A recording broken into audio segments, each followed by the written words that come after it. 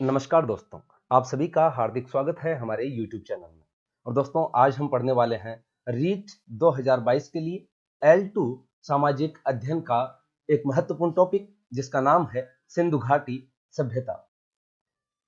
दोस्तों, यह जो टॉपिक है वो NCERT की पाठ्य पुस्तकों पर बेस्ड है और इसके लिए जो हमने पाठ्य पुस्तक प्रयोग में ली है वो पहली पाठ्य पुस्तक है कक्षा 6 की जो इतिहास की पाठ्य पुस्तक है जिसका नाम है हमारे अतीत भाग 1।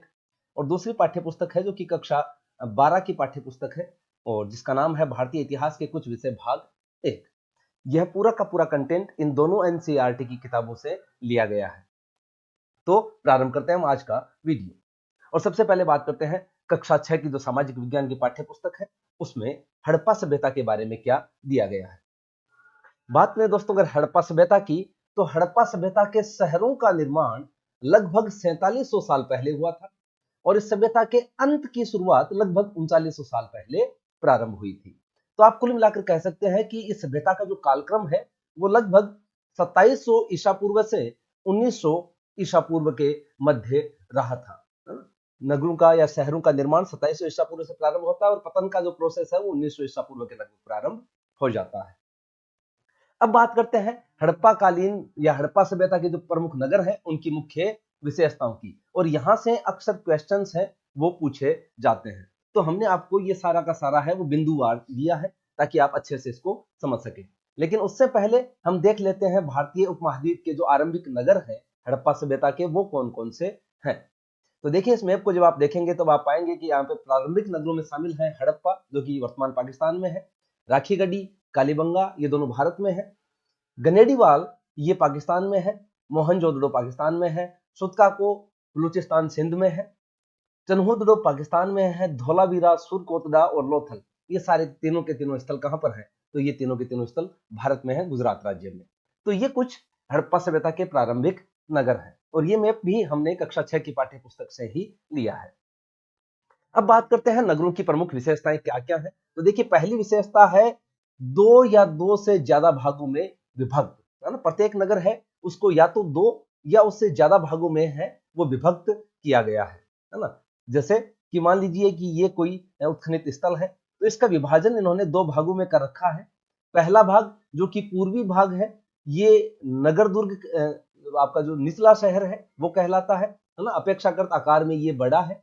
और जो इसका पश्चिमी भाग है वो नगर दुर्ग कहलाता है या इसको दुर्ग टीले के नाम से भी जाना जाता है और ये अपेक्षाकृत कैसा है? छोटा है। ठीक है। लेकिन जब आप धौलावीरा के बारे में बात करते हैं तब हम देखते हैं कि धौलावीरा का विभाजन 3 भागों में किया गया है ना। इसके साथ साथ धौलावीरा में एक बिचला शहर भी साथ में शामिल है। ठीक है। तो ये 2 भाग हैं जो कि अधिकतर नगरों में पाए गए हैं। वो कौन कौन से हैं? तो पहला भाग है नगर दुर्ग या इसे दुर्ग टीले के नाम से भी जाना जाता है, ऊंचाई पर स्थित है ना। तो यह नगरों का पश्चिमी भाग है जो कि नगर दुर्ग है वो पश्चिमी भाग है, ऊंचाई पर यह स्थित है और आकार में अपेक्षाकृत छोटा है। जो इसका दूसरा मुख्य भाग है जिसका नाम है निचला नगर, यह इसका पूर्वी भाग है, निचले इलाके में स्थित है और अपेक्षाकृत आकार में बड़ा है। तो ये जो नगर दुर्ग भाग है यहाँ पर इनके पुरोहित या जो शासक वर्ग है वो रहते होंगे। निचले नगर में सामान्य जनता है वो निवास करती होगी, इसीलिए ये आकार में छोटा है और ये आकार में बड़ा है। दूसरी इसकी जो मुख्य विशेषता है वो क्या है? पक्की ईंटों की चार दीवारी। इसका जो प्रत्येक हिस्सा है ना, जैसे ये भले ही पश्चिमी जो टीला है वो हो या पूर्वी भाग है वो हो, इसका जो दोनों भाग है प्रत्येक हिस्सा है वो पक्की ईंटों की चार दीवारी से घिरा हुआ है ना। बाउंड्री वॉल इसके चारों ओर मिलती है। इसके अलावा नगर दुर्ग में कुछ खास इमारतें हैं वो भी पाई गई हैं। कौन से भाग में? जो पश्चिमी भाग है जिसे हम नगर दुर्ग कहा है उसमें कुछ खास इमारतें भी अनेक स्थलों से प्राप्त हुई हैं। वो कौन कौन सी हैं? तो देखिए महान स्नानागार जो कि मोहनजोदड़ो से प्राप्त हुआ है, अग्निकुंड जो कि कालीबंगा और लोथल से प्राप्त होते हैं, बड़े भंडार गृह या अन्नागार जिनको कहा जाता है वो हड़प्पा, मोहनजोदड़ो, लोथल आदि स्थलों से प्राप्त हुए हैं। तो ये है हड़प्पा कालीन नगरों की कुछ महत्वपूर्ण विशेषताएं और यहाँ से आपको सीधा सा प्रश्न है वो पूछा जा सकता है कि इनमें से कौन सी हड़प्पा कालीन नगरों की विशेषता नहीं है ना, या कौन सी विशेषता है। तो इनको अच्छे से आपको पढ़ना है। आगे बढ़कर बात करते हैं महान स्नानागार के बारे में। महान स्नानागार जो कि नगर दुर्ग में है, मोहनजोदड़ो में ये स्थित है। कहां से प्राप्त हुआ है? मोहनजोदड़ो में। मोहनजोदड़ो में कहां पर? नगर दुर्ग में, है ना। निचले नगर में नहीं है ये। जो नगर दुर्ग या दुर्ग टीला जिसको हमने कहा है उस हिस्से में यह संरचना पाई गई है। इसमें ईंट व प्लास्टर का प्रयोग किया गया है। बनाने में ईंटों का प्रयोग हुआ है, साथ ही साथ प्लास्टर का प्रयोग भी किया गया है। और पानी के रिसाव को रोकने के लिए प्लास्टर पर चारकोल की परत भी चढ़ाई गई है। इसके दो तरफ सीढ़ियां हैं, है ना। जो ये आप संरचना आप देख पा रहे होंगे, ये इसका उत्तरी हिस्सा है और ये इसका दक्षिणी हिस्सा है। तो आप देखेंगे कि आपके उत्तरी हिस्से में भी सीढ़ियां हैं और दक्षिणी हिस्से में भी सीढ़ियां हैं। तो इस जलाशय में उतरने के लिए दोनों तरफ क्या है, सीढ़ियां हैं। इसके चारों तरफ कमरे भी बने हुए हैं, जैसा कि आप देख पा रहे होंगे इस स्ट्रक्चर में चारों ओर क्या बने हुए हैं, कमरे बने हुए हैं। और इसका उपयोग क्या होता था, तो विशेष अवसरों पर विशिष्ट नागरिकों द्वारा यहाँ पर सामूहिक स्नान का जो आयोजन है वो किया जाता होगा। तो ये है महान स्नानागार। देखिए इंपॉर्टेंट है ये परीक्षा की दृष्टि से। यहां से आपको 4 कथन देकर कोई सा भी स्टेटमेंट पूछा जा सकता है कि इनमें से कौन सा सही है, कौन सा गलत है। तो ये सारे के सारे फैक्ट आपको याद करने हैं। और चूंकि अभी जो पाठ्यक्रम जारी हुआ है, इसमें उन्होंने स्पष्ट तौर पर कहा है कि आपको एनसीईआरटी की ही पाठ्य पुस्तकों में से देखना है, जो कि सत्र 2020-21 में चल रही थी। उन पाठ्य पुस्तकों से आपका जो पेपर है वो लिया जाएगा कक्षा 6 से 8 तक की। और आपका कठिनाई का स्तर है वो कक्षा 12 तक का दिया गया है। तो इसलिए यहां से आपका कोई भी जो प्रश्न पूछा जाता है वो गलत नहीं होना चाहिए। अब बात करते हैं हड़प्पा सभ्यता के भवनों की कुछ महत्वपूर्ण विशेषताओं के बारे में। बात करें भवनों की, तो जो अधिकतर घर हैं वो 1 या 2 मंजिला है ना। मकान 1 मंजिला भी है और साथ ही साथ 2 मंजिला भी है। और यहाँ पर छतों पर जाने के लिए सीढ़ियां भी लगाई गई है ना। सीढ़ियों का प्रयोग भी किया गया है। अगला, आंगन के चारों ओर कमरे हैं, है ना। जो आंगन है वो बीच में है और इसके चारों ओर क्या बनाए गए हैं, कमरे बनाए गए हैं। इसके अलावा अलग स्नानागार लगभग हर घर में मिलता है और घरों में कुएं भी अधिकतर घरों में पाए गए हैं, है ना। ऐसा माना जाता है कि मोहनजोदड़ो में लगभग 700 कुएं हमें प्राप्त होते हैं, है ना। जो कि 12th क्लास की जो आपकी एनसीईआरटी की बुक है उसमें ऐसा स्पष्ट इन्होंने दे रखा है। चलिए आगे बढ़कर कुछ अन्य तथ्यों के बारे में बात करते हैं। अगला आता है नाले या फिर नाली व्यवस्था, या फिर आप इसको कह सकते हैं जल निकासी, है ना। जो जल निकासी व्यवस्था है हड़प्पा सभ्यता की, वो तत्कालीन विश्व की सबसे उत्कृष्ट व्यवस्था है। जल निकासी की ऐसी व्यवस्था कहीं पर भी प्राप्त नहीं हो सकती। तो नालों की जो प्रमुख विशेषताएं क्या है, तो नाले क्या है, ढके हुए नाले हैं, है ना। जो नालियां हैं, मुख्य नालियां, उनको ऊपर से ढका गया है। नालों में हल्की ढलान का प्रयोग किया गया है, क्यों, ताकि पानी आगे बहता रहे। इसके अलावा जो घरों की नालियां हैं वो सड़क की नालियों से जुड़ी हुई है ना। प्रत्येक घर का जो गंदा पानी है वो घर की नालियों से होकर सड़क की नालियों में आता है और सड़क की नालियों से वो बाहर चला जाता है। नालों में सफाई और देखभाल के लिए मेन होल बनाए गए हैं, है ना। बड़े बड़े होल रखे गए हैं जहां से आप इनकी सफाई भी कर सकते हैं और देखभाल में भी प्रयोग किए जाते थे। यहाँ पर साथ ही साथ एक अच्छा फैक्ट ये भी मिलता है कि घर, नाले व सड़कों का निर्माण योजनाबद्ध तरीके से एक ही साथ किया जाता था। यानी कि ये बस्ती बसाने से पहले इसका पहले क्या किया गया है, रेखांकन किया गया है, पहले इसका मैप बनाया गया होगा, है ना। और उसके पश्चात यहाँ पर है वो मकान बनाए गए होंगे। और इसीलिए ये जो आप देखते हैं कि इसके जो घर है वो ग्रिड व्यवस्था पर आधारित हैं, सड़कें एक दूसरे को समकोण पर काटती हुई हैं, जो घर है वो गलियां हैं, वो भी प्रत्येक घर का जो दरवाजा है वो गलियों की तरफ खुलता है। यहाँ से गंदे पानी की नालियां भी हैं जो कि मुख्य सड़क की नाली में आकर मिल जाती हैं। तो इस प्रकार से एक उन्नत व्यवस्था थी जिसमें योजनाबद्ध तरीके से इनको कार्य किया जाता था। आगे बढ़कर बात करते हैं हड़प्पा कालीन मुहरों की। तो मुहरें किसकी बनी हुई होती थी, पत्थर की। और पत्थर कौन से युद्ध में लिया जाता था, तो आप आगे जाकर पढ़ेंगे कि यहाँ पर सेलखड़ी नामक जो पत्थर है, इस पत्थर की अधिकतर मुहरें हैं वो बनी हुई हैं। तो मुहरें पत्थर की थी। इसके अलावा मुहरों पर जानवरों का चित्रांकन भी किया गया है ना। मुहरों पर क्या मिलता है, जानवरों का चित्रांकन।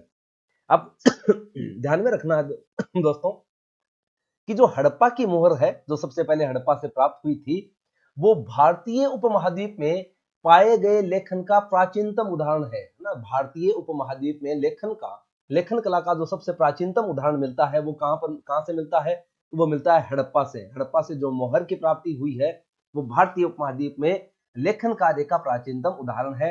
इंपॉर्टेंट ये क्वेश्चन है, परीक्षा में पूछा जा सकता है। इसके साथ साथ यहां से हमें काले रंग की डिजाइन किए हुए लाल मिट्टी के बर्तन मिले हैं। बर्तन कौन से हैं, लाल मिट्टी के हैं। और उन पर डिजाइन किस रंग की है, तो काले रंग की उन पर डिजाइन की गई है ना। तो यहाँ पर जो चित्रित लाल काले मृदभांड है वो हमें प्राप्त होते हैं। तो ये लाइन है, यहाँ से भी प्रश्न है वो पूछे जा सकते हैं कि लाल काले मृदभांड सिंधु घाटी सभ्यता की विशेषता है या नहीं है। प्रश्न में ऐसा पूछा जा सकता है, आपको फैक्ट है वो दिया जा सकता है कि इनमें से कौन सा सही है या कौन सा गलत है। ठीक है दोस्तों, आगे बढ़ते हैं और बात करते हैं आयातित सामग्री के बारे में कि सिंधु घाटी सभ्यता के लोग हैं वो कहां कहां से क्या क्या आयात करते थे। लेकिन इससे पहले दोस्तों मैं आपसे ये निवेदन करना चाहूंगा कि अगर आपने अभी तक हमारी YouTube चैनल उजास एडुकेयर को सब्सक्राइब नहीं किया है तो इसे अभी सब्सक्राइब कर लें और इसके पास में बने बेल के आइकन को भी प्रेस कर दें।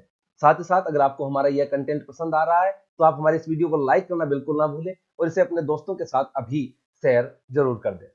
तो चलिए पढ़ते हैं आयातित सामग्री के बारे में। आयात किसका किया जाता था? तो आयात किया जाता था तांबा, लोहा, सोना, चांदी एवं बहुमूल्य पत्थरों का ये लोग आयात करते थे। कहां से करते थे? तो देखिए, तांबा राजस्थान और ओमान से मंगवाया जाता था। राजस्थान में भी स्पेशली कहां से? तो आप कह सकते हैं खेतड़ी से, है ना। खेतड़ी जो कि झुंझुनू में है। यहाँ पर तत्कालीन समय जो गणेश्वर की सभ्यता थी वो विकसित थी। तो तांबा राजस्थान और इसके साथ साथ ओमान से मंगवाया जाता था। सोना कर्नाटक से मंगवाया जाता था। आपको दक्षिणी भारत भी दिया हुआ मिल सकता है ना, कि सोना कहां से? दक्षिणी भारत से। बहुमूल्य पत्थर कहां से मंगवाए जाते थे? तो ये मंगवाए जाते थे गुजरात, ईरान और अफगानिस्तान से। और इसके अलावा टिन कहां से मंगवाया जाता था? तो ये मंगवाया जाता था ईरान और अफगानिस्तान से। तो ये आयातित सामग्री है, परीक्षा की दृष्टि से इंपॉर्टेंट है और यहाँ पर आपको सीधे सीधे प्रश्न दिए जा सकते हैं कि निम्नलिखित को सुमेलित कीजिए। आपको यहाँ पर एक तरफ ये जो धातुएं हैं इनको दिया जा सकता है और दूसरी तरफ इनकी प्राप्ति का जो स्थल है उनको पूछा जा सकता है, इसलिए प्रत्येक बिंदु को आपको अच्छे से याद करना है। आगे बढ़कर बात करते हैं हड़प्पा कालीन प्रमुख फसलों के बारे में कि यहाँ से हमें कौन कौन सी फसलों के साक्ष्य मिलते हैं या कौन कौन से अनाज के दाने मिलते हैं। तो वो फसलें हैं गेहूं, जौ, दालें, मटर, धान, तिल एवं सरसों। इन सभी फसलों के साक्ष्य हैं वो हमें हड़प्पा कालीन स्थलों से प्राप्त होते हैं। बात करें पालतू पशुओं के बारे में कि कौन कौन से पशु पालतू रहे होंगे, तो उनमें शामिल है गाय, भैंस, भेड़ व बकरी। इनकी अस्थियां हैं वो हड़प्पा कालीन स्थलों से हमें प्राप्त होती हैं। इसके साथ साथ यहाँ से हमें मछली की हड्डियां भी प्राप्त होती हैं। शायद ये लोग मछली खाने में प्रयोग करते होंगे। ठीक है दोस्तों, आगे बढ़ते हैं और बात करते हैं दो महत्वपूर्ण स्थलों के बारे में। पहला स्थल है धोलावीरा। कहां पर है धोलावीरा? गुजरात में है।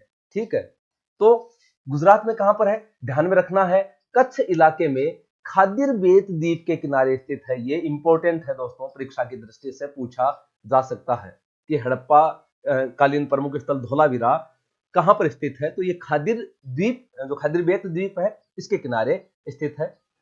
बहुत अच्छा ये फैक्ट है, परीक्षा की दृष्टि से इंपॉर्टेंट है। इसके अलावा एक महत्वपूर्ण विशेषता 3 भागों में विभक्त है। हमने अभी पढ़ा था कि जो हड़प्पा कालीन प्रमुख स्थल है वो लगभग 2 भागों में विभाजित है।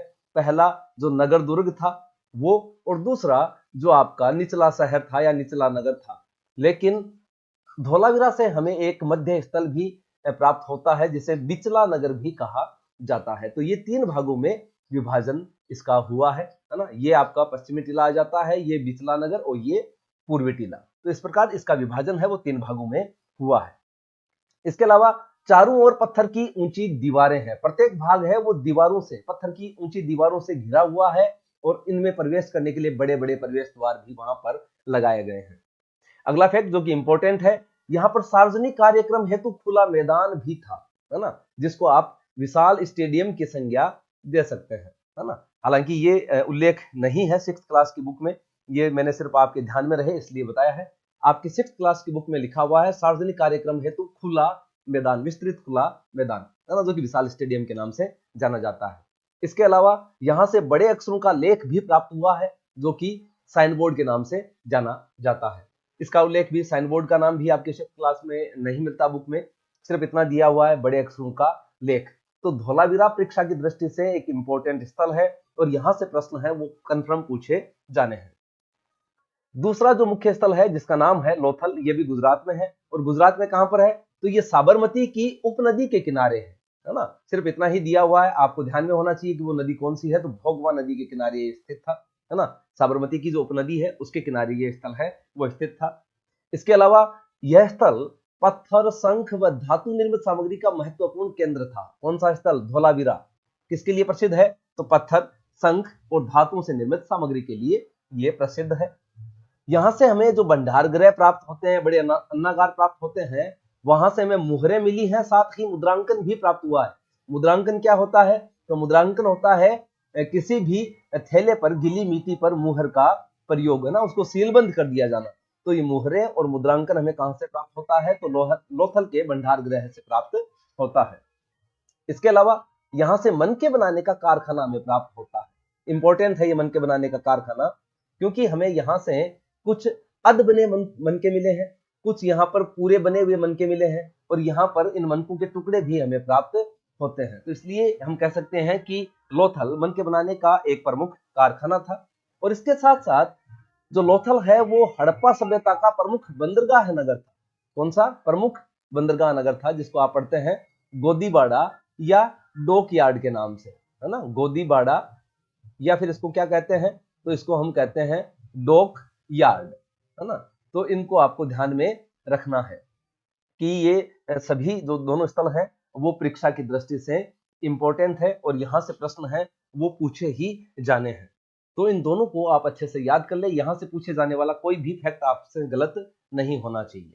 साथ ही साथ हड़प्पा सभ्यता के विनाश के कारणों के बारे में बात करें तो इसके कारण दिए गए हैं नदियों का सूख जाना, या आप कह सकते हो इनका मार्ग बदल जाना या मार्ग परिवर्तन हो जाना, इसका एक बड़ा कारण था। दूसरा जंगलों का नाश, और तीसरा बाढ़।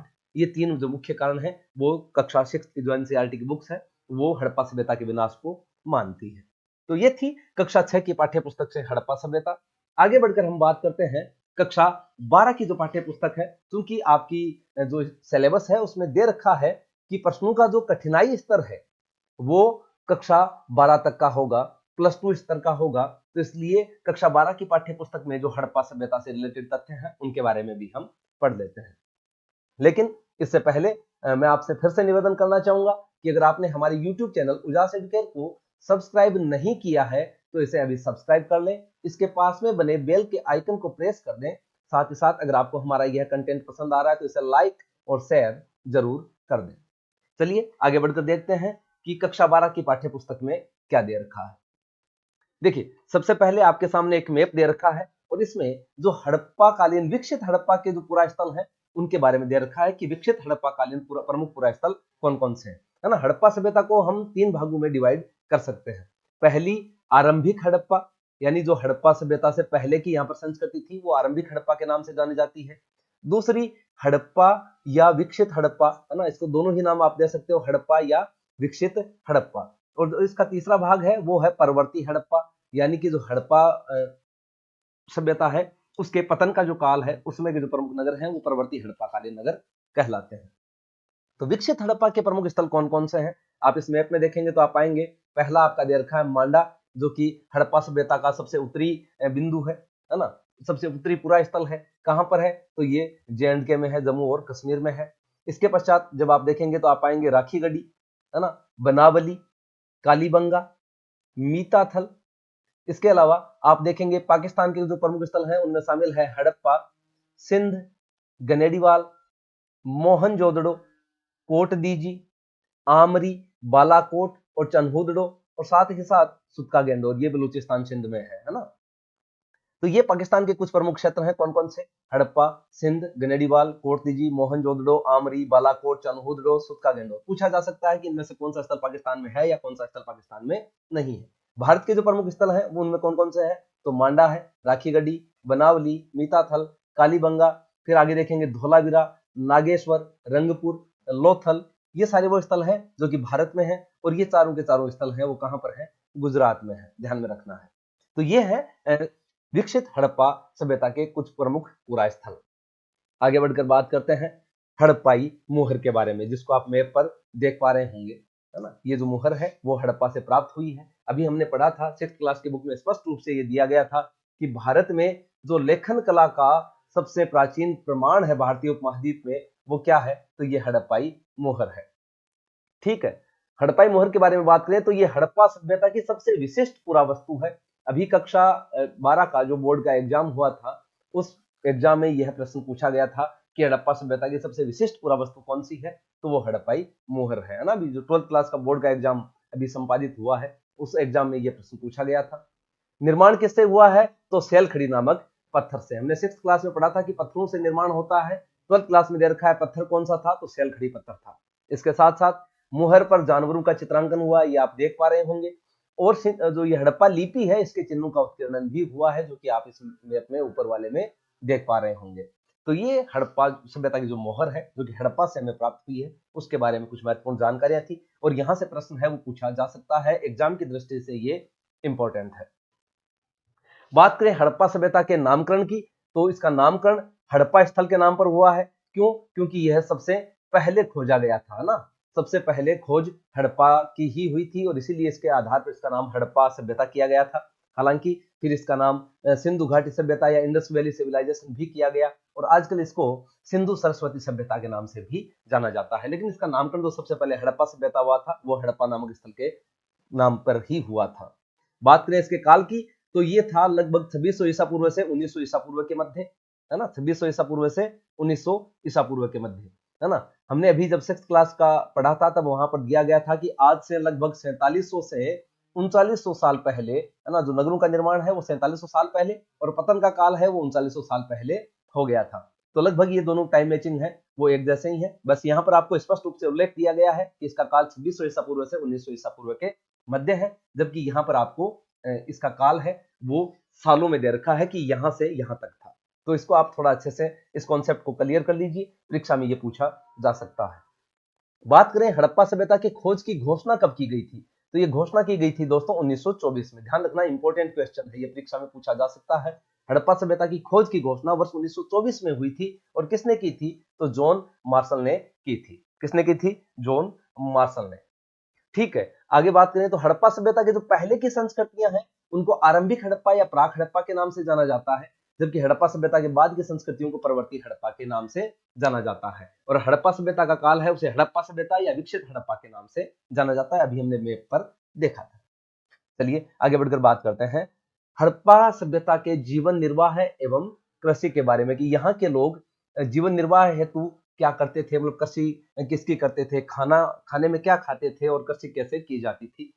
तो जीवन निर्वाह में अगर हम पढ़े, तो यहाँ से जो हड़प्पा स्थलों से मिले अनाज है ना, प्रमुख खाद्यान्न आप इसको कह सकते हो कि प्रमुख खाद्यान्न फसलें कौन कौन सी थी, या प्रमुख अनाज जिनके साक्ष्य हमें प्राप्त हुए हैं वो कौन कौन से हैं, तो उनके नाम हैं गेहूं, जौ, दाल, सफेद चना एवं तिल।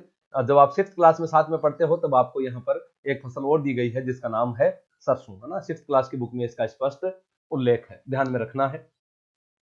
बाजरे के दाने के जो साक्ष्य हैं वो हमें गुजरात के स्थलों से प्राप्त होते हैं। बाजरा कहां से प्राप्त होता है, तो गुजरात के जो स्थल हैं उनसे हमें बाजरे के दाने के साक्ष्य प्राप्त होते हैं।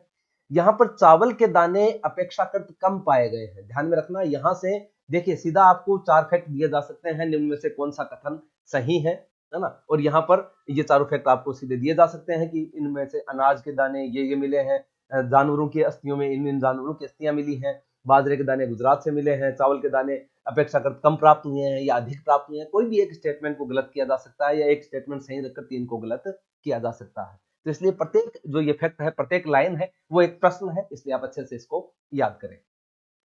पालतू जानवरों में किस किस की हड्डियां हमें प्राप्त होती हैं, तो उनमें शामिल है मवेशी, भेड़, बकरी, भैंस और सुअर, है ना। सुअर का उल्लेख 6th क्लास में नहीं था, 12th क्लास में दे रखा है, तो इसलिए आपको इसे भी याद करना है। इसके अलावा हमें वराह या सुअर, हिरण और घड़ियाल की हड्डियां भी प्राप्त हुई हैं, ध्यान में रखना है। तीनों इंपॉर्टेंट है, पूछे जा सकते हैं। वराह, हिरण और घड़ियाल की हड्डियां हमें हड़प्पाकालीन स्थलों से प्राप्त होती हैं। इसके अलावा मछली और पक्षियों की हड्डियां भी यहाँ पर प्राप्त होती हैं, यानी कि ये मांसाहारी भी थे, मछली खाते होंगे, पक्षियों को भी भूनकर खाते होंगे, ये हिरण को खाते होंगे या घड़ियाल को भी खाते होंगे।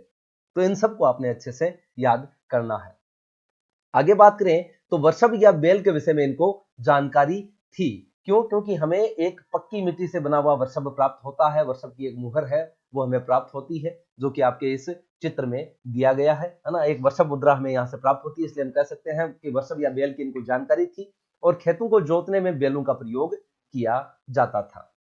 ठीक है, हालांकि हमें यहाँ से हल प्राप्त नहीं हुआ है, क्योंकि ऐसा माना जाता है कि हल शायद लकड़ी के रहे होंगे, लेकिन यहाँ से मिट्टी से बने हल के प्रतिरूप प्राप्त हुए हैं। कहां से? बनावली से। ध्यान में रखना, यह प्रश्न भी अभी 12th बोर्ड में पूछा गया था कि मिट्टी से बने हल का प्रतिरूप कहां से प्राप्त हुआ है, तो बनावली से। बनावली के साथ साथ ये चोलिस्तान क्षेत्र से भी हल्के मिट्टी के हल हैं उनके प्रतिरूप हमें प्राप्त होते हैं। और चोलिस्तान किसको कहा जाता है, तो ये जो थार के रेगिस्तान से लगा हुआ पाकिस्तान का रेगिस्तानी क्षेत्र है वो क्या कहलाता है, चोलिस्तान कहलाता है। ध्यान में रखना, थार के रेगिस्तान से लगा हुआ जो पाकिस्तान का रेगिस्तानी क्षेत्र है वो चोलिस्तान कहलाता है, और यहाँ के कुछ स्थलों से हमें मिट्टी के हल के प्रतिरूप प्राप्त हुए हैं। लेकिन यहाँ पर जो 12th क्लास में प्रश्न पूछा गया था उसमें स्पष्ट रूप से बनावली का पूछा गया था, ऑप्शन में बनावली था, है ना, कि मिट्टी से बने हल का प्रतिरूप कहां से प्राप्त हुआ है, तो बनावली से प्राप्त हुआ है। इसके अलावा हमें कालीबंगा से जूते हुए खेत के साक्ष्य प्राप्त होते हैं, जो कि आरंभिक हड़प्पा स्तर कालीन खेत था। वहां से हमें खेत को जोतने के साक्ष्य प्राप्त होते हैं, कहां से, कालीबंगा से। और इसी खेत से हमें एक साथ 2 फसल उगाने के साक्ष्य भी प्राप्त होते हैं, है ना। एक साथ 2 फसलों के साक्ष्य भी कहां से प्राप्त होते हैं, कालीबंगा से, और ये साक्ष्य भी आरंभिक हड़प्पा कालीन है। आगे अगर हम बात करें तो सोर्तुगई से हमें नहरों के अवशेष प्राप्त होते हैं, इंपॉर्टेंट है ना। सोर्तुगई से हमें नहरों के अवशेष प्राप्त हुए हैं, बाकी स्थलों से नहरों के अवशेष प्राप्त नहीं होते, लेकिन सोर्तुगई से नहरों के अवशेष प्राप्त हुए हैं। और धोलावीरा से हमें जलाशयों के साक्ष्य भी प्राप्त होते हैं। धोलावीरा से हमें एक विशाल जलाशय प्राप्त होता है। और इसके अलावा अगर बात करें तो यहाँ से 16 अन्य छोटे बड़े जलाशय भी प्राप्त होते हैं। तो जलाशय कहां से मिले हैं, धोलावीरा से, नहरों के अवशेष सोर्तुगई से। ध्यान में रहे दोस्तों, इस वीडियो में हमने जो आपको कंटेंट दिया है इसका प्रत्येक जो लाइन है वो परीक्षा की दृष्टि से उपयोगी है, और आप, मैं आशा करता हूं कि इनमें से प्रत्येक लाइन को याद करेंगे और इसको गलत नहीं करेंगे। आगे बढ़कर बात करते हैं हड़प्पा कालीन प्रमुख स्थल मोहनजोदड़ो के बारे में, है ना। मोहनजोदड़ो को यहाँ पर उदाहरण के रूप में लेकर इन्होंने पूरी हड़प्पा सभ्यता कालीन स्थलों का साक्ष्य है वो हमें दिया है। तो मोहनजोदड़ो के बारे में बात करें तो यह हड़प्पा सभ्यता का सबसे प्रसिद्ध पुरा स्थल है। ध्यान में रखना, सबसे प्रसिद्ध पुरा स्थल कौन सा है, मोहनजोदड़ो, जबकि सबसे पहले खोजा गया कौन सा था, हड़प्पा। ठीक है, यहाँ पर बस्ती है वो 2 भागों में विभक्त है। अभी हमने बात की थी कि एक तो इसका पश्चिमी टीला है और दूसरा इसका पूर्वी टीला है। पूर्वी टीले को हम निचला नगर कहते हैं, पश्चिमी टीले को हम दुर्ग टीला या फिर नगर दुर्ग कहते हैं। तो बस्ती का स्पष्ट रूप से 2 भागों में विभाजन है और प्रत्येक भाग है वो किलेबंद है। ठीक है, तो इसका जो पहला भाग है वो कौन सा है, पहला भाग है दुर्ग, है ना, जो कि छोटा है लेकिन ऊंचाई पर बना हुआ है। और ऊंचाई पर बने हुआ का कारण क्या है, क्योंकि यहाँ पर जो संरचनाएं हैं वो चबूतरे पर कच्चे ईंटों की संरचनाएं हमें प्राप्त होती हैं, यानी यह नगर चबूतरे पर बनाया गया है इसलिए हाइट में ऊंचा है। तो चबूतरे पर कच्ची ईंटों की संरचनाएं हमें यहाँ से प्राप्त होती हैं। जो इसका दूसरा भाग है जिसको हमने निचला शहर या निचला नगर कहा है, अपेक्षाकृत बड़ा है लेकिन ये निचले क्षेत्र में है। तो देखिए, दुर्ग टीला कौन सा भाग है, पश्चिमी टीला, निचला शहर कौन सा भाग है, पूर्वी टीला। ध्यान में रखना है ये पश्चिमी भाग है, जबकि जो निचला शहर है वो पूर्वी भाग है। ठीक है, दुर्ग एवं निचला शहर दीवारों से घिरे हुए हैं। दोनों ही भाग किससे घिरे हुए हैं, दीवारों से घिरे हुए हैं, इनकी किलेबंदी की गई है। यहां से हमें जो साक्ष्य प्राप्त होते हैं उनसे हमें पता चलता है कि पहले यहाँ पर बस्तियों का नियोजन किया गया और उसके पश्चात इनका कार्यान्वयन किया गया है। यानी पहले बस्ती की जो रूपरेखा है वो बनाई गई है और उसके पश्चात यहाँ पर जो मकान है या भवन है या जो सड़कें हैं या जो नाले हैं उनका निर्माण हुआ है। ठीक है, इसके अलावा यहाँ से हमें नियोजित जल निकास प्रणाली की जो संरचनाएं हैं वो भी प्राप्त होती हैं। हमने 6th क्लास में भी बात की थी कि जो सड़कें हैं वो एक दूसरे को समकोण पर काटती हुई प्रतीत होती हैं। सड़कों के किनारे बड़ी बड़ी नालियां बनाई गई हैं, है ना, और जो मकान है उनके जो नालियां हैं वो सड़क की नालियों में आकर जल निकास प्रणाली मिलती है, और यहाँ से होता हुआ जल है वो गंदा जल है पूरे शहर से बाहर चला जाता है। ठीक है, अब बात करते हैं ईंटों की। हड़प्पा कालीन स्थलों से जो हमें ईंटें प्राप्त होती हैं उनको धूप में सुखाकर पकाया गया है या फिर इनका भट्टी में भी पकाकर इनको बनाया गया है। तो यहाँ से हमें धूप में सूखी हुई ईंटें भी प्राप्त होती हैं, साथ ही ऐसा माना जाता है कि इन ईंटों को शायद भट्टी में भी पकाया जाता होगा। दोनों ही ऑप्शन यहाँ पर आपको दिए गए हैं। किताब में स्पष्ट रूप से उल्लेख है कि ईंटों का निर्माण धूप में सुखाकर या भट्टी में पकाकर किया जाता होगा। ठीक है, इन ईंटों का एक निश्चित अनुपात है और वो अनुपात क्या है, 1:2:4, यानी कि ईंटें 9, 18 और आपके 36 इस अनुपात में मिल जाती होंगी, या फिर 10:20:40, है ना, इस अनुपात में ईंटें हैं वो मिलती होंगी कि, है ना, सेंटीमीटर में आप इसको कह सकते हैं 10 centimetre by 20 centimetre by 40 centimetre. और ये अनुपात किस पर डिपेंडेबल है, तो देखिए लंबाई एवं चौड़ाई ऊंचाई की क्रमशः 4 एवं 2 गुनी होती थी। ठीक है, कि मान लीजिए इसकी ऊंचाई अगर 9 सेंटीमीटर है या फिर इसकी ऊंचाई 1 सेंटीमीटर है, तो इसकी जो चौड़ाई है वो 2 सेंटीमीटर और लंबाई 4 सेंटीमीटर होगी, है ना। तो ये आपकी मान लीजिए कोई ईंट है ना, इसको हम क्या कह देते हैं, ईंट मान लेते हैं। तो इसकी जो ईंट है इसकी ऊंचाई कितनी है, तो इसकी ऊंचाई है मान लीजिए 1, इसकी चौड़ाई है 2 सेंटीमीटर और इसकी लंबाई है 4 सेंटीमीटर। ठीक है, जब आप इसको 3D प्रारूप में देखते हैं, है ना, तब आप इसको अच्छे से समझ सकते हैं, है ना। इस प्रकार से हम इस ईंट को बना सकते हैं कि इसकी जो हाइट है वो 1 सेंटीमीटर है, इसकी जो चौड़ाई है, विड्थ है, वो 2 सेंटीमीटर है और इसकी जो लेंथ है वो 4 सेंटीमीटर है। तो ध्यान में रखना है कि ऊंचाई की 2 गुना तो है चौड़ाई और ऊंचाई की 4 गुना है लंबाई। अच्छे से समझ लेना है कि लंबाई और चौड़ाई कैसी है, तो ऊंचाई की क्रमशः 4 गुना एवं 2 गुना, यानी लंबाई 4 गुना है और चौड़ाई 2 गुना है, किससे, ऊंचाई से। तो ये फैक्ट है, आपको दिया जा सकता है किसी भी रूप में, परीक्षा की दृष्टि से ये एक इंपॉर्टेंट फैक्ट है, इसलिए आप इसको गलत नहीं करेंगे, ऐसा मेरा मानना है कि लंबाई और चौड़ाई ऊंचाई की क्रमशः 4 गुना और 2 गुना है ना। लंबाई कितनी है, 4 गुना, चौड़ाई कितनी है, 2 गुना, किसकी, ऊंचाई की, है ना। तो इसलिए हम कह सकते हैं 1:2:4, है ना। ऊंचाई 1, चौड़ाई 2, लंबाई 4। तो इसको आप 1:2:4 के निश्चित अनुपात में ईंटें हमें यहाँ से प्राप्त होती हैं। ये देखिए यहाँ पर जो मोहनजोदड़ो है, इसका पूरा का पूरा मैप यहाँ पर दिया गया है। तो इसको हम 2 भागों में डिवाइड कर सकते हैं। ये वाला जो स्थल है इसको दुर्ग स्थल कह सकते हैं, है ना। किधर है, तो ये पश्चिमी भाग में स्थित है ना। कौन से भाग में है, तो ये पश्चिम में स्थित है। अपेक्षाकृत आकार में छोटा है और ऊंचाई पर ये बना हुआ है। क्यों बना हुआ है, क्योंकि इसका निर्माण चबूतरे पर हुआ है। ठीक है, इसके साथ साथ ये जो दूसरा भाग यहाँ पर दे रखा है, जिसको नाम दिया गया है निचला शहर, अपेक्षाकृत आकार में बड़ा है। पूर्वी भाग है, ये कौन सा भाग है, पूर्वी भाग है, और शायद यहाँ पर सामान्य जन यहाँ पर निवास करता होगा, जबकि हम ये कह सकते हैं यहाँ पर जो शासक वर्ग है वो रहता होगा, है ना। तो निचले क्षेत्र में ये स्थित है। तो ये आप मैप में स्पष्ट तौर पर देख पा रहे हैं। ठीक है, आगे बढ़कर बात करते हैं हड़प्पा के या फिर मोहनजोदड़ो के गृह स्थापत्य के बारे में। तो गृह स्थापत्य या घरों के बारे में बात करें तो यहाँ पर आंगन के चारों ओर कमरे बने हुए हैं। 6th क्लास के जब हमने पढ़ा था उसमें भी हमने देखा था कि ये घर है, घर का आंगन है, तो इस आंगन के चारों ओर क्या बने हुए हैं, कमरे बने हुए हैं, है ना। चारों ओर क्या बने हुए हैं, कमरे बने हुए हैं, आंगन के चारों ओर कमरे बने हुए हैं। अगला इंपॉर्टेंट फैक्ट है, भूतल पर बनी दीवारों में खिड़कियों का अभाव है। इंपॉर्टेंट है भाई, है ना, इंपॉर्टेंट है कि जो जमीन पर बनी हुई दीवारें हैं उनमें खिड़कियां नहीं है। साथ ही साथ मुख्य द्वार से आंगन का सीधा अवलोकन नहीं होता, कि मान लीजिए ये इसका जो मुख्य द्वार है तो यहां से आपको सीधा आंगन दिखाई नहीं देता। और ये दोनों ही फैक्ट आपको बताते हैं कि हड़प्पा सभ्यता के लोग अपनी प्राइवेसी या निजता का कितना ध्यान रखते होंगे, है ना। ये दोनों ही फैक्ट है, वो प्राइवेसी को लेकर इंपॉर्टेंट फैक्ट है, निजता को लेकर इंपॉर्टेंट फैक्ट है। दोनों को आपको अच्छे से याद करना है कि भूतल पर बने दीवारों में खिड़कियां नहीं है और मुख्य द्वार से आंगन को सीधा अवलोकन नहीं किया जा सकता। प्रत्येक घर में स्नान घर मिला है, जिसका फर्श है वो ईंटों का बना हुआ है, और साथ ही साथ जल निकासी हेतु जो नाली है वो सड़क की नाली से जुड़ी हुई है, प्रत्येक स्नान घर की या प्रत्येक घर की। ठीक है, यहाँ पर दूसरे तल या छत पर जाने हेतु सीढ़ियां भी बनाई गई हैं, यानी आप कह सकते हैं कि मकान 1 या 2 मंजिला होते थे। ठीक है, इसके अलावा प्रत्येक घर में या आवास में कुएं पाए गए हैं और इन कुओं की संख्या मोहनजोदड़ो में लगभग 700 प्राप्त होती है। तो ये सारे के सारे जो गृह स्थापत्य के बिंदु हैं, इंपॉर्टेंट है, परीक्षा की दृष्टि से याद करने हैं। बात करते हैं दुर्ग भाग की। दुर्ग भाग की अभी हमने मैप में देखा था। तो यहाँ पर सार्वजनिक प्रयोजनों हेतु विशेष संरचनाएं हैं वो प्राप्त होती हैं, जैसे माल गोदाम। माल गोदाम को आप अन्नागार भी कह सकते हैं या फिर इसको आप भंडार गृह भी कह सकते हैं। इसके अलावा यहाँ पर हमें एक विशाल स्नानागार भी प्राप्त होता है। बात करें विशाल स्नानागार की, जिसके बारे में हमने 6th क्लास में भी पढ़ा था, वही फैक्ट्स यहाँ पर हैं कि इस विशाल स्नानागार क्या है, तो ये आंगन में बना हुआ एक विशाल जलाशय है ना, एक विशाल तालाब है जो कि एक आंगन में बना हुआ है।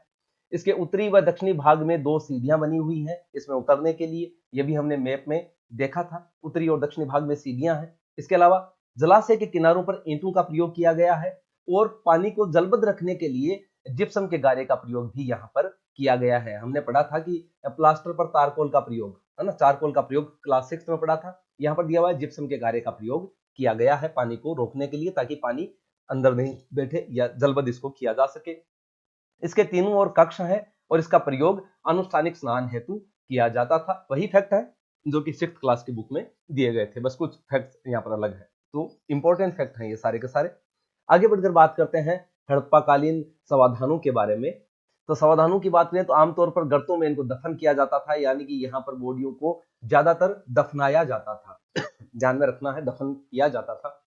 कुछ जगह पर गर्त की सतह पर ईंटों की चिनाई भी हमें मिलती है और कब्र में मर्दभांड और आभूषणों का प्रयोग भी हमें मिलता है कि ये मृतक के साथ मर्दभांड और आभूषण दफन करते थे। और हम ये कह सकते हैं कि ये लोग मृत्यु के बाद के जीवन में विश्वास करते थे। क्यों? क्योंकि इन्होंने मृतक के साथ मर्दभांड भी दबाए हैं और साथ ही आभूषण दबाए हैं। लेकिन यहाँ पर आपको एक चीज ध्यान में रखनी है कि मृतकों के साथ बहुमूल्य जो वस्तुएं हैं उनका प्रयोग नहीं किया जाता था, उनको दफन नहीं किया जाता था। तो ये हो गया समाधान। अब बात करते हैं यहाँ के प्रमुख शिल्पों के बारे में। हड़प्पा सभ्यता के या सिंधु घाटी सभ्यता के प्रमुख शिल्प कौन कौन से थे? तो प्रमुख शिल्पों में शामिल है मनके बनाना, शंख की कटाई, धातु कर्म, मुहरों का निर्माण और बाटों को बनाना। ये यहाँ के प्रमुख शिल्प थे। यहाँ के लोग अधिकतर ये कार्य करते थे। अच्छा, मन के निर्माण में कौन कौन से पदार्थ प्रयुक्त किए जाते थे उनकी बात करें तो कार्निलियन, जेस्पर, स्फटिक, क्वार्ट्ज और सेलखड़ी, ये सारे के सारे पत्थर हैं जिनका प्रयोग मन के निर्माण में किया जाता था। धातुओं में तांबा, कांसा और सोने का प्रयोग मन के निर्माण में किया जाता था। इसके अलावा शंख, फेयंस और पक्की मिट्टी के भी मनके बनाए जाते थे। तो इंपॉर्टेंट है, परीक्षा की दृष्टि से पूछा जा सकता है कि मन के निर्माण में कौन कौन से पदार्थों का प्रयोग किया जाता था। अब बात करते हैं मन के निर्माण के प्रमुख केंद्रों की। तो प्रमुख केंद्र थे चनहुदड़ो और लोथल। परीक्षा की दृष्टि से इंपॉर्टेंट है, क्लास 12 के बोर्ड एग्जाम में यह प्रश्न पूछा गया था। इसके अलावा शंख से बनी वस्तुओं के निर्माण के प्रमुख केंद्र कौन कौन से थे? तो नागेश्वर एवं बालाकोट। परीक्षा की दृष्टि से इंपॉर्टेंट है दोस्तों, पूछा जा सकता है। ये दोनों ही फैक्ट परीक्षा में पूछे जा सकते हैं, तो आपको अच्छे से ध्यान में रखना है। मन के निर्माण चनहुदड़ो और लोथल, शंख के लिए जो प्रसिद्ध स्थल है वो नागेश्वर और बालाकोट। आगे बात करें तो चनहुदड़ो, लोथल और धोलावीरा से छेद करने के लिए विशेष उपकरण मिले हैं ना। मनकों में छेद करने के लिए विशेष उपकरण है वो कहां से मिले हैं?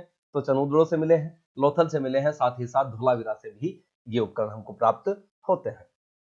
ठीक है दोस्तों, आगे बढ़ते हैं और बात करते हैं आयात एवं सुदूर क्षेत्रों से संपर्क, कि किन किन वस्तुओं का आयात करते थे और किन किन क्षेत्रों के साथ हड़प्पा सभ्यता का संपर्क था। लेकिन इससे पहले फिर से वही निवेदन कि अगर आपने हमारे YouTube चैनल को अभी तक सब्सक्राइब नहीं किया है तो इसे आप अभी सब्सक्राइब करें, साथ ही साथ बेल के आइकन को भी प्रेस कर दें। अगर आपको कंटेंट पसंद आ रहा है तो इस वीडियो को लाइक और शेयर करना बिल्कुल ना भूलें। ध्यान रहे दोस्तों, अच्छे से इसको भी शेयर कर दें अपने दोस्तों के साथ। बात करें आयात की तो देखिए, लाजवर्द मणि का आयात किया जाता था सोर्तुगही से, तांबा खेतड़ी राजस्थान से एवं ओमान से आयात किया जाता था, सोने का आयात किया जाता था दक्षिणी भारत से। साथ ही साथ दोस्तों यहाँ पर कुछ प्रमुख अन्य फैक्ट हैं जो कि परीक्षा में पूछे जा सकते हैं कि खेतड़ी क्षेत्र में मिले साक्ष्यों को पुरातत्वविदों ने गणेश्वर जोधपुरा संस्कृति का नाम दिया है। इंपॉर्टेंट है, गणेश्वर जोधपुरा संस्कृति कहां से मिले साक्ष्यों को नाम दिया गया है? खेतड़ी, झुंझुनू, राजस्थान में। ठीक है, बात करें सुदूर क्षेत्रों की तो देखिए दोस्तों, मेसोपोटामिया से हमें एक लेख प्राप्त होता है और उस लेख में हमें कुछ स्थलों की जानकारी मिलती है जिनके नाम है दिलमुन या बहरीन, मगान और मेलुहा। और यहाँ पर ये जो मेलुहा शब्द है वो हड़प्पाई क्षेत्रों के लिए प्रयोग किया गया है। तो मेलुहा का प्रयोग हड़प्पा क्षेत्रों के लिए किया गया है। इंपॉर्टेंट ये प्रश्न है। दिलमुन जो है वो बहरीन द्वीप के लिए नामकरण यहाँ पर दिया गया है। तो मेसोपोटामिया के लेख से हमें जिन स्थलों की जानकारी मिलती है उनके नाम क्या है? दिलमुन, मगान और मेलुहा। अच्छा, मेसोपोटामिया के लोग मेलुहा से कौन कौन से उत्पाद प्राप्त करते थे? तो उनके नाम है कार्लिनियन, लाजवर्द मणि, तांबा और सोना। तो मेलुहा के जो लोग हैं इस सामग्री को कहां पर भेजा करते थे? मेसोपोटामिया भेजा करते थे। इसके अलावा मेसोपोटामियाई मिथक में एक पक्षी का उल्लेख मिलता है जिसका नाम है हाजा पक्षी, और इस हाजा पक्षी का समीकरण मोर के साथ किया जाता है कि यह हाजा पक्षी मोर है। ठीक है, ध्यान में रखना इस फैक्ट को भी। और इसके अलावा मेसोपोटामिया के लेख मेलुहा को नाविकों का देश कहता है। ध्यान में रखना है, इंपॉर्टेंट है ना। मेलुहा या जो हड़प्पाई क्षेत्र है इसको नाविकों का देश कहां के लोग कहते हैं? तो ये मेसोपोटामिया के लेख से हमें प्राप्त होता है। ठीक है, आगे बढ़ते हैं और बात करते हैं हड़प्पाई लिपि के बारे में। तो देखिए, लिपि वर्णमालीय नहीं थी, यानी लिपि में वर्णमाला का प्रयोग नहीं किया जाता था। चिन्हों की संख्या अधिक थी, यानी इसमें ज्यादातर क्या प्राप्त होते हैं? चिन्ह हमें प्राप्त होते हैं, वर्ण हमें प्राप्त नहीं होते। तो ये लिपि किस प्रकार की थी? ये लिपि थी भाव चित्रात्मक या पिक्टोग्राफी। ठीक है, ये आपके 12th की बुक में उल्लेख नहीं है, बस आपकी जानकारी के लिए मैंने साथ में ऐड किया है। आपके यहाँ पर लिपि में इतना ही दे रखा है कि ये वर्णमाली लिपि नहीं थी, इसमें चिन्हों का प्रयोग अधिक था और इस लिपि को अभी तक पढ़ा नहीं जा सका है। इसके अलावा इस लिपि की और क्या खासियत है, तो यह दाईं ओर से बाईं ओर लिखी जाती थी, है ना। कहां से प्रारंभ होता था, दाईं ओर से बाईं ओर इसको लिखा जाता था। और यहाँ का जो सबसे जो लंबा अभिलेख हमें प्राप्त हुआ है उसमें हमें 26 चिन्ह प्राप्त होते हैं। इंपॉर्टेंट है ये, है ना। कितने चिन्ह, 26 चिन्ह। आगे बढ़कर बात करते हैं हड़प्पा सभ्यता के बाटों के बारे में। तो बाटों का निर्माण चर्ट नामक पत्थर से किया जाता था। चर्ट को आप ध्यान में रखें, इंपॉर्टेंट है। चर्ट नामक पत्थर से बाटों का निर्माण किया गया है। बाट है वो निशान रहित है, आकार में घनाकार है। इनके जो निचले मानदंड है वो द्विआधारी है। द्विआधारी यानी 1, 2, 4, 8, 16, 32 से लगाकर 12,800 तक यह गणना जाती है ना। तो ये द्विआधारी है ना, एक दूसरे के साथ दूसरे आधार के साथ डबल होते जाता है ना, स्क्वायर में है ये। और इसका जो ऊपरी मानदंड है वो दशमलव प्रणाली पर आधारित है। सारे फैक्ट आपको याद होने चाहिए। बाटों के बारे में आपको स्टेटमेंट दे सकते हैं 4 और उनके बारे में पूछा जा सकता है। छोटे बाटों का प्रयोग आभूषणों एवं मनकों को तोलने हेतु किया जाता था। और यहां से हमें धातु से बने तराजू के पलड़े भी प्राप्त होते हैं। इंपॉर्टेंट है। तो ये बाट और लिपि दोनों ही इंपॉर्टेंट है परीक्षा की दृष्टि से, अच्छे से इनको याद कर लें। आगे बढ़कर बात करते हैं सभ्यता के अंत के बारे में। तो सभ्यता के अंत के बारे में यहाँ पर जो जानकारी मिलती है उसमें दिया गया है, सभ्यता का अंत जलवायु परिवर्तन के कारण या वनों की अत्यधिक कटाई के कारण या फिर बाढ़ के कारण या फिर नदियों के सूख जाने और मार्ग परिवर्तन के कारण हुआ था। लेकिन ध्यान में रखना है, REM व्हीलर ने इस सभ्यता के अंत के लिए इंद्र को उत्तरदायी ठहराया है, इंद्र को अभियुक्त माना है। परीक्षा की दृष्टि से इंपॉर्टेंट है, स्पष्ट रूप से आपकी किताब में उल्लेख किया गया है। अब बात करते हैं कुछ प्रमुख पुस्तकें जिनका उल्लेख इस पुस्तक में किया गया है। तो वो पुस्तकें और उनके लेखक कौन कौन से हैं। पहली पुस्तक है Mohenjodaro and the Indus civilization, लेखक हैं जॉन मार्शल। दूसरी पुस्तक है the mythical massacre at Mohenjodaro, किताब लिखी है GF डेल्स ने। तीसरी है अर्ली इंडस सिविलाइजेशन, लेखक है अर्नेस्ट मेके। और चौथी पुस्तक है my archaeological mission to India and Pakistan, और लेखक है REM व्हीलर, वही व्हीलर जिन्होंने इस सभ्यता के अंत के लिए इंद्र को अभियुक्त माना है। और व्हीलर ही वो व्यक्ति थे जिन्होंने हड़प्पा सभ्यता का जो तारतम्य है वो ऋग्वेद के साथ बैठाने का प्रयास किया है, क्योंकि इंद्र ऋग्वेदिक देवता था और इसको ऋग्वेद में पुरंदर कहा गया है ना। पुरंदर यानी दुर्गों को ध्वस्त करने वाला कहा गया है, और इसीलिए व्हीलर ने कहा है कि सभ्यता के अंत के लिए कौन जिम्मेदार है, इंद्र। अब हम दोस्तों देख लेते हैं एक कालक्रम, कालरेखा जो कि आपकी किताब में दी गई है। यहां से प्रश्न भी पूछे जा सकते हैं। पहली है 1875 में हड़प्पाई मोहर पर कनिंग ने एक रिपोर्ट दी थी, वही मोहर जिस पर चित्रांकन मिलता है पशुओं का, लिपि का चित्रांकन मिलता है। इसके साथ साथ ये भारतीय उपमहाद्वीप में लेखन का पहला प्रमाणिक साक्ष्य है। बात ने 1921 की, तो माधव स्वरूप वत्स के द्वारा हड़प्पा में उत्खनन आरंभ किया गया था। किसने किया था, माधव स्वरूप वत्स के द्वारा हड़प्पा में उत्खनन का आरंभ कब किया गया था, 1921 में किया गया था। 1925 में मोहनजोदड़ो में उत्खनन प्रारंभ हुआ है। 1946 में REM व्हीलर ने हड़प्पा में उत्खनन किया है। 1955 में SR राव द्वारा लोथल में खुदाई का आरंभ किया गया था। 1960 में BB लाल और BK थापर के नेतृत्व में कालीबंगा में खुदाई हुई है। 1974 में RM मुगल के द्वारा बहावलपुर में अन्वेषण कार्य प्रारंभ हुआ है। 1980 में जर्मन इतालवी संयुक्त दल द्वारा मोहनजोदड़ो में सतह अन्वेषण प्रारंभ हुआ है। 1986 में अमेरिकी दल के द्वारा हड़प्पा में उत्खनन प्रारंभ हुआ है। और 1990 में RS बिस्ट के द्वारा धौलावीरा में उत्खनन का आरंभ हुआ है। तो दोस्तों आपको यहाँ पर ध्यान में रखना है, देखिए पूछा जा सकता है कि निम्नलिखित में से किसने हड़प्पा में उत्खनन कार्य किया है या नहीं किया है। तो यहाँ पर आपको ध्यान में रखना है, माधव स्वरूप वत्स भी यहाँ पर है, इसके अलावा REM व्हीलर भी यहाँ पर है।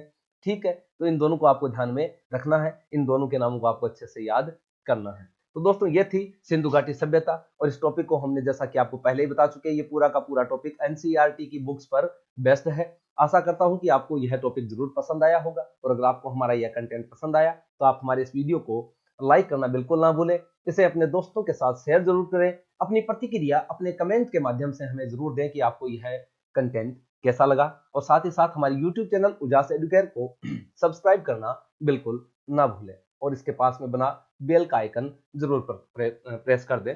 जल्द ही मिलते हैं अगले वीडियो के साथ, तब तक के लिए धन्यवाद।